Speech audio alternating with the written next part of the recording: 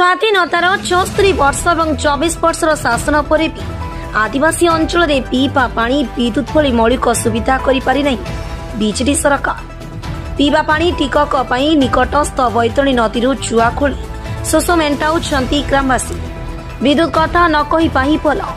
ग्राम रास्ता दे खुंट पोता जाई तार टणा जाइछि हेले ग्रामवासी को दिया जाई नहीं विद्युत उपकरण, जहा फल अंधारी मूलक संघर्ष करुछंती ग्रामवासी।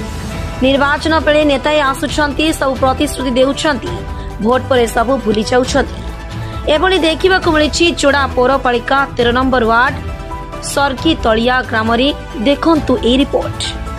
टी नजर पकांतु ए दृश्य उपरि। मुंदाए पानी पई किपरि डहळ विकळ होउछंती गां लोके। ए होछि जोड़ा पौरपालिका कार्यालय ठरु 4 किमी दूर थिबा सरकी तलिया ग्रामर दृश्य। ए ग्राम रे 3टी साही रहिथिबा बेले लोक संख्या 100 रु ऊर्ध्व थिबा बेले सकाळ पाइले लोकंकु घारिथाए पानी चिंता। ग्राम रे घरोई कंपनी द्वारा बोरवेल निर्माण करा जायछि।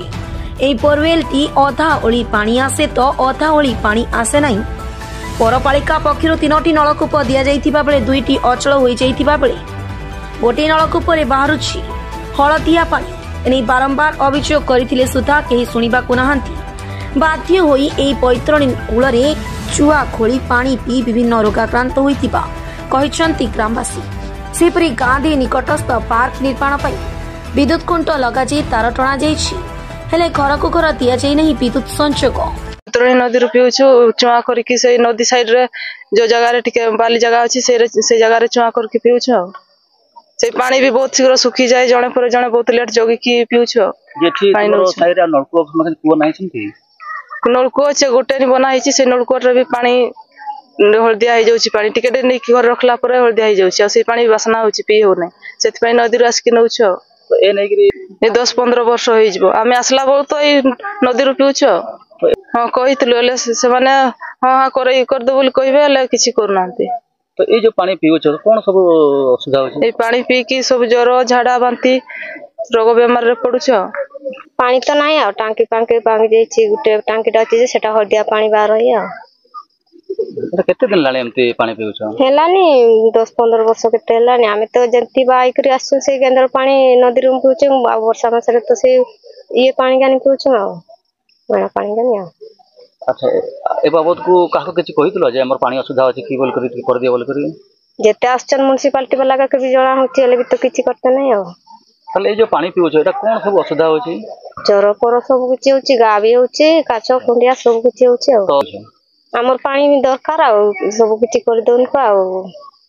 स्वर्गतलिया रे आगे मुख्य तो रास्ता, पानीय जल, करेंट एवं रोजगार ए जिनिस बहुत मैंडेटरी अछि। आ एगा ही प्रथम समस्या अछि।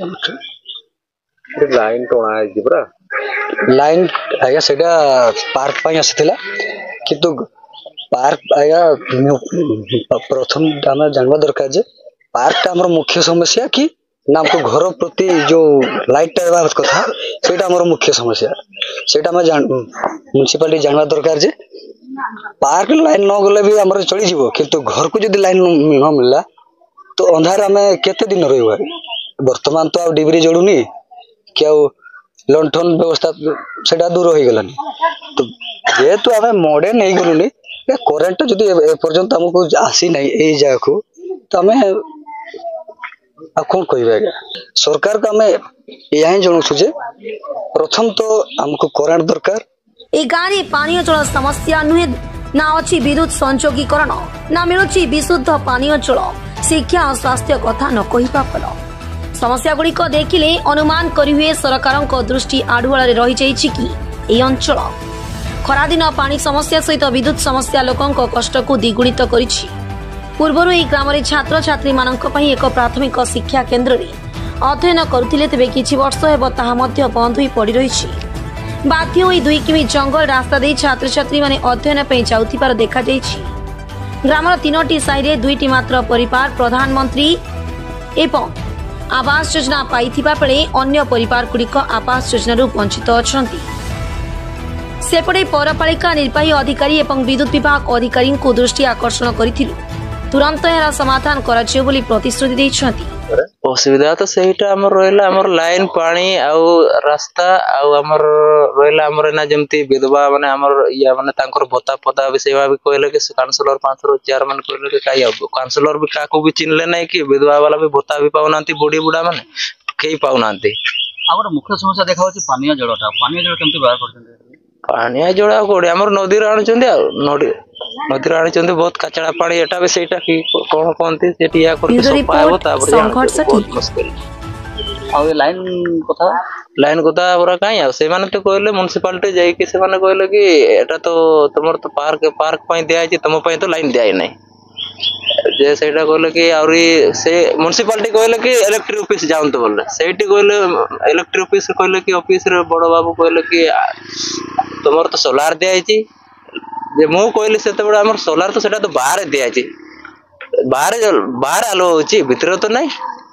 तो जदि बाहर होची हमर जदि एमती लाइन नहीं तले चुआ माने केमती पड़बे अंधार तो पड़ी पारबे सेटा मु कहली सेटा तापर कहले कि 7 दिन भीतर तुमरो हबो काई 7 दिन रो एटा पारी गलानी तो बर्तमान कोन चाहउछन आपण हमरो चाहउछन सेटा नहीं हमर पानी लाइन आउ हमर घर हमर इंद्र माने हमर गरीब दुखी मानको को जेमती हमर सरकार देउचंती सेटा हमर दरकार आ सेटा चाहउछ हमर सेठी आपणकर देखंतु पूर्वरु हमर बीजेडी सरकार शासन चलतिला ये तो शासन कल पूरा खणी माफिया मानकर हाथ में थिला से माने केमती पूंजी लगई करी निजर व्यवसाय करिवे से भितरे से माने ध्यान दउतले कोनोसी माने उन्नति काम विषय से माने बिल्कुल ध्यान नहीं दउ नथिले घर मध्ये बाहर हो नथिले आपण देखंतु मुख्य समस्या सेठी पानी रो समस्या अछि शिक्षा स्वास्थ्य माने आपणकर स्कूल मध्ये गोटे चलतुला ताको बंद कर दै जंती पिला कम बहाना देखै जेहेतु से माने